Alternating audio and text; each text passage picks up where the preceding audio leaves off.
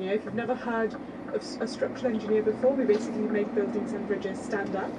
I spent 6 years of my career working on the Shard. Some of it was in the basement, which nobody will ever see again. I won't, for sure.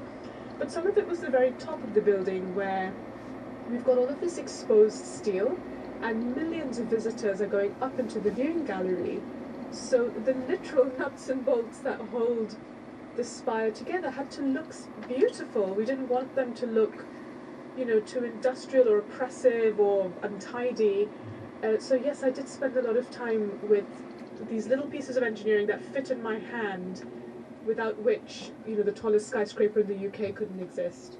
It's really easy to overlook the tiny, minute detail that goes into making this. And Nzambi, I wondered if you can relate to this. Are you also the person that stares at the very, very fine details of what makes something work? Yeah, because that's the essence of anything or any invention. But the funny thing is, it's not the most interesting part, but it's the most crucial part. What is the fun bit for you? I think the big picture, because I'm using maybe Zoma's example, just seeing the whole building and then standing on top of it and just seeing, it gives you a sense of, like, Eureka, I found it, It gives you that feeling. Where did this fascination with how things are made, where did this first come from? Roma, maybe we can start with you. I think for me, like other kids, I enjoyed making stuff. I definitely enjoyed breaking stuff. And I think where I was lucky was that I was able to nurture that curiosity as a teenager, as an adult. And I studied physics at university and basically got to a point where I said, how do I apply this physics to the real world? Because I want to see impact. I want to feel that impact. That tactile thing is very important to me. And that's where I discovered engineering. And one of the things that I loved about Nzambi is, but I looked at your website and these bricks that you're creating, like, I just want to touch them. I want to lift them up and feel how heavy they are and touch the materials. Like, I was just like, oh, how can I get my hands on these? I can ship you a sample. Oh, I would love that. That would be fantastic. Zambi, I could hear you saying true, as Roma was talking there. So did you also have this curiosity cultivated in you then? I always wanted to know how things are, for example, electronics or cars and everything. And during that process, I can promise you, out of every 10 electronics I opened, I only fixed back 1 or 2. But 8 really were officially spoiled.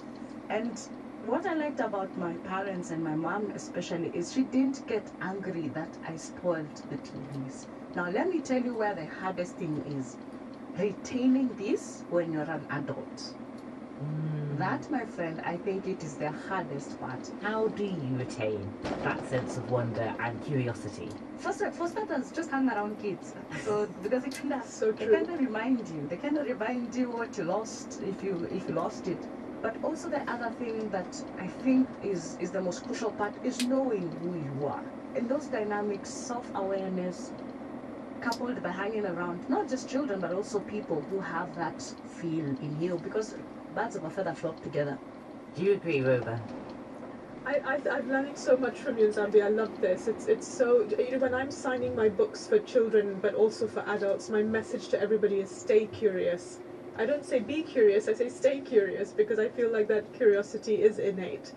And yeah, maybe just to add, if people out there are thinking, oh, I want to kind of get this passion and this energy back, then, read books, or if books are hard to come by or afford, then download free podcasts. There are so many wonderful shows like this one where you can, hear that passion and that curiosity, and I guess just challenge yourself and read things that are outside, or engage with content that is outside your everyday. Well, you're talking about reading books, Roma. You've written several books now.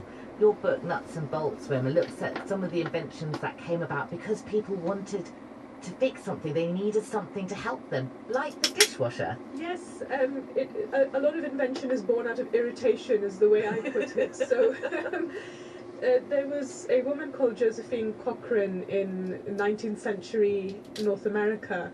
So she marries young, she becomes a socialite. He dies, leaving her in debt, and she's irritated at the fact that this vintage china set that she have is cracking and breaking when people wash it by hand. So she says, let me figure out a way to automate this process.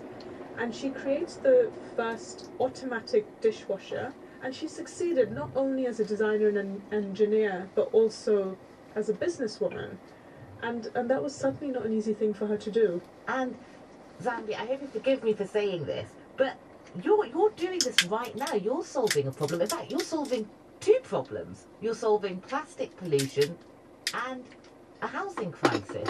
You're making it sound like it's rocket science. I think for me, number one, I was tired because of course plastic waste was everywhere, and putting into consideration coming from a developing country where we are yet to have proper waste management systems, this is a really evident problem. And then the other thing was I needed to make sure that whatever product or whatever solution I provided had to be practical in a sense that it would make sense to everyday person. And not just sense, but economic sense. And correct me if I'm wrong, but when you were first at the beginning experimenting, this was in your mum's backyard, wasn't it? Do you remember what her reaction was? Yes, she asked me like almost like 4 or 5 times, are you sure there's no cement here? I'm like, no, there's no cement. I am sure. And then she'll look at it and like, are you really sure? I'm like, yes, there's no cement. And then she'll like hit it on the floor like this and like, are you sure? I'm like, yes, I am very sure there's no cement in there. And then the next question is, how much do you need to make more? And she was my first investor. Do you know what? Your mother sounds so lovely. Not only did she not tell you off when you took things apart, but gave you more things to break apart and see how they work, but she was also your first investor and first supporter, I guess. Yeah, I'm fortunate to have her. Roma, you're very passionate about telling the very real, personal stories of people behind scientific breakthroughs. And actually there's a really moving letter in your book which is dedicated to your daughter. Would you tell me more about it? So my daughter was born through a procedure called ICSI, which is, starts off like IVF, and then the last step in the process is that an embryologist sits with a microscope and injects a single sperm into the egg cell. And it really struck me, while I was going through this very, difficult emotional and physical time, I started thinking about engineering. I don't know if this is some kind of defense mechanism, but I was thinking about all the incredible technology basically without which my daughter wouldn't exist. And I think at the fundamental of all the complex technology lay the lens. And so my lens chapter starts off as a letter to my daughter, explaining to her that she wouldn't exist without this incredible piece of technology. You're listening to The Conversation with me, Dashiani Nabanagan. Today we're talking about women inventors and innovators with engineers Nzambi Mate and Roma Agarwal. Zambi, we should say, because we've obviously talked about the fact that you've created these plastic bricks that are doing really, really well, but you didn't just create the plastic bricks, because you actually had other challenges that you faced before you could even build them in bulk. Do you want to talk us through that? Because you ended up building other stuff in order to build the plastic bricks. When I was starting after 9 months of making the brick, I was good. I have learned the formula, I know how to make it. Now the solution is how to make 1,000 of this. Now making 1,000 you need machines, because you cannot make 1,000 pieces by hand. I was like, okay fine, where do I get the machines? So of course I went to the internet, looked for the machines, and the machines I found were either purely from plastic or purely from concrete. Nothing quite significant in the polymer concrete space. Okay, I was like, fine, whatever is there, what can I work with whatever is there? And then I found out the solutions were either number one, very cumbersome, number two, very expensive, or number three, really unachievable. That's what I found in the market. So I was like, okay, fine, if Mohammed cannot go to the mountain, let's build this mountain and take it to Mohammed. And that's how we started making the machines. It took us about 2 years. I've never cut so much metal in my life. I still wonder how, like for example, the team I have right now believed in me in those stages, because getting something from the mental realm to the physical realm, I think that's the closest thing to being crazy, I think. It's interesting because listening to both of you, you can kind of tell that inventing stuff and building things, it requires all the obvious things, I guess, like time and patience, but it also requires, I guess, a lot of failure. And I wondered if you felt, Roma, there's a mindset that's helpful when it comes to succeeding here.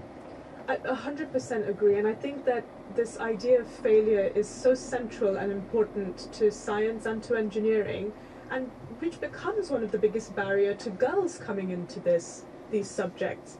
When we teach, particularly young girls, but when we teach children perfectionism, getting 100% on their exams, not making mistakes, and that mistakes are not a good thing, they should be corrected, it puts you in a different mindset compared to what maybe ideally you want to create and innovate and invent things. And so that's quite a tricky bridge, and so one of the things that I'm really glad to hear, Nzambi, what you said about your mum, because my daughter regularly breaks things and I don't tell her off, so I think this is this is validation for my parenting. But yes, it's absolutely important to understand and learn that failure is an essential part and a step in succeeding in science and engineering.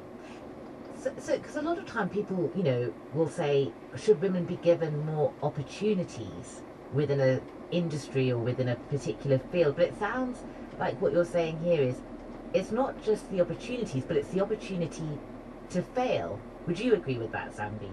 Yes, you don't learn until you fail.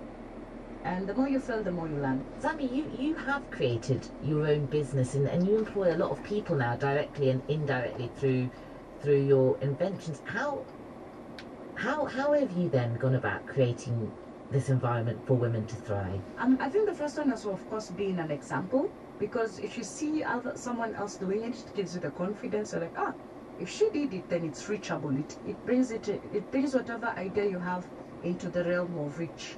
And the other thing is also working with the male counterpart, because this is not a battle where I do want to put it in an elementary, you're polarizing the space.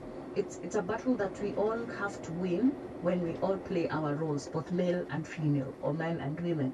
And so men too have a role not only to act also as role models and point toward direction, but also as influencers. And also women have to act as role models and also influencers. It goes both ways. And I think every day I have a challenge when it comes to gender roles and gender parities, but it's getting easier and manageable. Roma, what do you think, given what Zambi just said? Because I was just thinking, you worked on the Shard, and that must have been a phenomenal collaboration between so many different people, different expertise, skills, but also competing interests. How did you navigate that? I think ultimately what's uniting all of us is that we want to get the project built, and hopefully you have a positive path towards that. That's not always the case, and we've seen that things go wrong with structures when that's not the case. But if you do have that unifying goal and vision among all the teams, even if you're kind of butting heads at particular meetings or in particular situations, if we can remind ourselves what we're trying to actually get to at the end, I think that's really important. And one of the things that strikes me about what Nzambi was also saying about men and women, and obviously being my daughter, she likes cranes and diggers, and I show her these machines, and she's very interested in all of this stuff. But if I want to get her clothes with those motifs on it, I have to go to the boys section. So we are creating this divide between what we think girls and boys' skills are, from the time that they're born, and I find that really frustrating. So I'm, trying my best to, empower my daughter to see that these barriers are artificial, they don't exist. But it does sometimes feel like a bit of an uphill struggle. Do you ever experience conflict in the workplace based on those gender stereotypes? It's a tricky one. Through my career I've had different